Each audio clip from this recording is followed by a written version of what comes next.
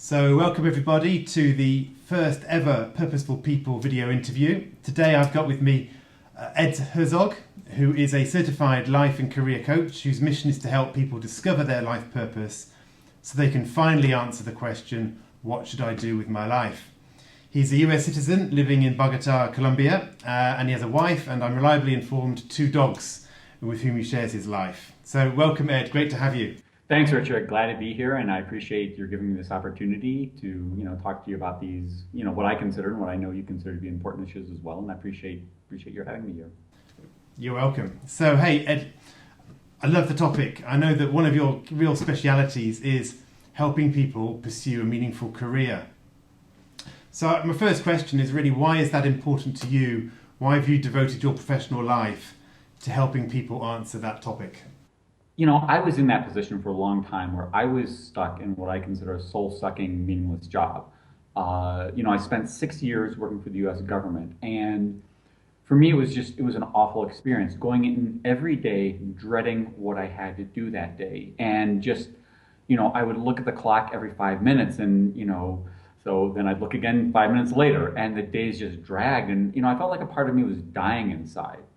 And it took me a long time and a lot of kind of swervy paths, dead ends, to finally reach a point where I feel like I'm doing something meaningful with my life. And so, having been in that position, I want to help other people, get out of those, what they consider to be meaningless jobs and get into something that they find much more meaningful. And I want to speed the process up for them, because I don't want them having to go through as many detours as I went through. Right, because detours take time, and even being in that place of perhaps a comfortable job, but knowing it's not really what you want to be doing as your life's work, that can be a painful place and a frustrating place to be in. So I totally get where you're coming from. So Ed, in your experience, from your work with different people in this area, what do you find really keeps people from pursuing a meaningful career? It's a great question. I mean, I think there are a few different factors. One is just simply fear. We fear the unknown. Even when you're doing something you don't like, it's still at some level it can become comfortable. It's what you know. And you might be earning a decent salary at that. And so that's hard to give up for something that is unknown. And you obviously put some time and effort, perhaps got education to get into the career you're in right now. And people know that they're going to have to go through that process again to get to a new career. And there's that fear, there's that uncertainty of, the last time I did this, it didn't turn out right. How do I really know this time it's going to be better? And so it's those, it's that fear and uncertainty, I think, holds a lot of people back, even though inside they really know that what they're doing isn't authentic to who they are. Right, because there's lots of benefits of having a job. You can pay the bills, hopefully, you've got some relationships, you've made some investments in it, and you wonder, is the grass going to be greener in this mythical career that I'm going to change to? Am I kidding myself? Is it going to be the same now but worse in some way? Have I got what it takes to make that transition? And I think all those things play in, right, to fear and fear of failure. Yeah, and fear of kind of getting it wrong again. And again, I can relate to that, because again, I didn't go through from, my job working for the US government. It wasn't for me a straight path at all. I mean, I did take some dead ends and some detours, and so I understand that kind of fear of, is the next move really going to get me to where I want to be? And that's a very powerful fear, but at the same time, you kind of have to flip that too, right? You have to flip it and say, but what if? What if this is the thing? What if this does end up being much more meaningful? Wouldn't that be wonderful? Would that be amazing? Absolutely. So if somebody is dissatisfied, if they feel that itch within them, their current career is not their dream job, and they're looking for more meaning, what would the tips be that you would give them to get started on this discovery? So let me give a couple of tips. I mean, obviously, I could easily give a lot more than 2, but let me just stick with 2. So the first one is to take action in order to get to know yourself. which is it's somewhat counterintuitive because we've been taught the opposite. We've been taught that you need to figure out who you are before you take action. And so we end up spending a lot of time looking inside when often the best way to get to know yourself is by taking action and learning about yourself. And I'm going to give an example, maybe not the best example, but it's one that comes to mind of a friend of mine who studied international trade in college. And when she graduated, she wasn't able to find a job in her field. So she was just throwing resumes out there and ended up getting hired as a flight attendant. And I remember when she was hired for this job and when she was going through training, she told me, Ed, I have absolutely no desire to do this. I'm scared. I'm, just zero interest at all. And then she started actually doing the job and she found out that she loved it. And so there was no way for her to know that until she took that action and actually started doing that job. Now, the reason why I say it's not the best example is in this case, it was a sort of a random thing that she ended up in this career. So I don't encourage people to just randomly throw out resumes.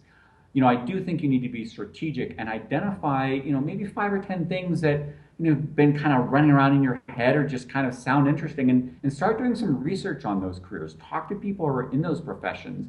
If you can, do some job shadowing or do some volunteering and, then reflect, okay? So once you've gathered that information on 5 or 10 careers that sound interesting, then reflect on what you've learned about those careers and whether or not those might be a good fit for you. So take action not by necessarily just spending all your time looking inwards, doing all the tests, all that kind of stuff, which we're often told to do. I'm sure do some of that, but also get out there a bit, look at the market, talk to people, and try to imagine yourself in that job, in that career. Yeah, I think it's really hard to kind of think your way into what will work for you, right? I've tried that. And, I spent a lot of time journaling, spent a lot of time doing that internal work. And again, there's some value in that, but you need to limit it. And eventually you need to take action and start doing some initial exploration of, through that initial exploration, you'll start to get to know yourself better. So take action as a way to get to know yourself. That would be my first tip. Excellent. So take action to learn about yourself. So your second tip? So my second tip is stop looking for your soulmate. And, so we often hear these phrases. I hear it from clients, I hear it from other people in this profession. They talk about things like dream jobs, ideal careers, perfect career. And I think when you put that high of a standard, you're setting yourself up for failure and disappointment because, you're setting the standard so high that it's almost impossible for any job to meet that. And so the analogy I make is a dartboard, right? And so, if you're in what you consider to be a soul-sucking, meaningless job, you're probably threw the dart and you miss the dartboard completely. And, but if you throw it this time, even if you don't hit a bullseye, let's say you get into the kind of middle ring. That's still a heck of a lot better than where you are right now. The chances of throwing a dart and hitting a bullseye, unless you're, a professional dart player, is very small. But, any move in a positive direction is a heck of a lot better than where you are right now. And so, let's set aside this notion there's any sort of ideal career for you out there. Chances are there are a lot of careers that will be a good fit for you, not just one. Hey, that's great. I love the soulmate analogy, right? I suppose it reminds me, it is a bit like, you want to marry somebody and you're not going out with anybody, you're not dating anybody, and you actually sit down and you make a long list of all the characteristics that you want in somebody, and then you kind of try to match somebody up to all those characteristics. You're never going to go on a date if you do that. And you're certainly not going to say, I'm only going to date somebody once I'm pretty sure I'm definitely going to marry that person, right? The whole point is to discover and learn more, and perhaps you'll change in that process as well. So I think applying that same philosophy to careers makes a lot of sense, right? Try things out.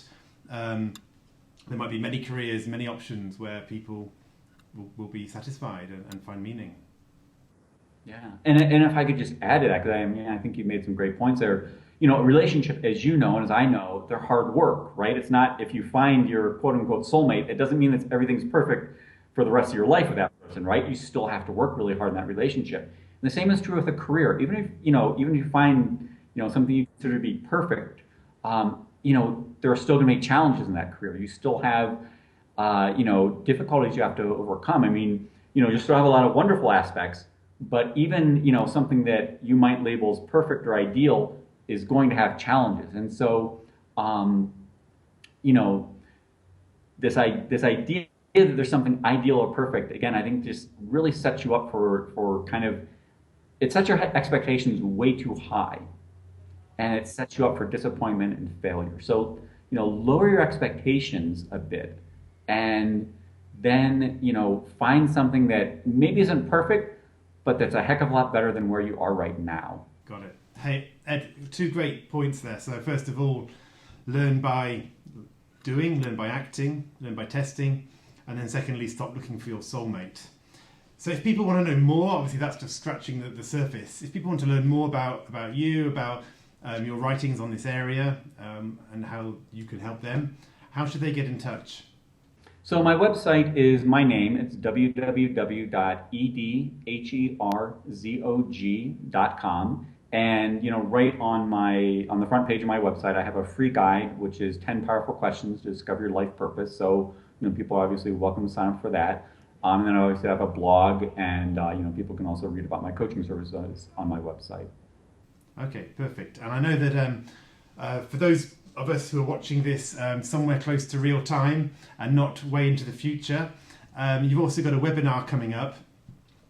So I know it's on this very topic. So what I'll do is I'll put in the blog post where this video will be located, the website address and so forth, for people to sign up. But do you want to just give a brief explanation about the kind of things that you're going to be covering and when this webinar is? Sure. So the webinar is March 30th at 2 p.m. Eastern Time, 11 a.m. Pacific Time. And so the topic of the webinar is how to find a meaningful career path. Tips from science on picking a career that you'll love. And so what I plan on covering in this webinar are the following things. First of all, I'm going to talk about why finding a meaningful career is important. Okay, because I think that kind of sets the ground for, this is something that does matter to most people. So then I'm going to talk about, the barrier, what I consider to be the top barrier to finding a meaningful career. Then from there, I'm going to talk about some of the pitfalls. I've identified through scientific research 3 pitfalls that kind of lead people astray when they're looking for a meaningful career. And then I'm going to talk about 7 factors that, again, according to scientific research, can lead or can help people find a meaningful career. And, for people who can't attend the webinar live, they can still sign up, and obviously I'll send them a replay of the webinar afterwards. If people are interested in signing up, again, as Richard said, I'll put the link in the blog post. And, but also if you just go to my website, you'll get a big pop-up that gives you all the sign-up details right there. So, well, I've signed up already, so I'm looking forward to it. It sounds like it's going to be a lot of good content. So I'm looking forward to that. But apart from that, Ed, I just wanted to thank you for being the guinea pig, being the first guest on the show, and look forward to connecting with you in the future, talking more about these topics, and all the best for the webinar. Thanks, I appreciate it. And again, thank you for inviting me and for having me and, initiating this dialogue with me. I definitely appreciate it. You're welcome. Thanks. Take care. Okay, bye.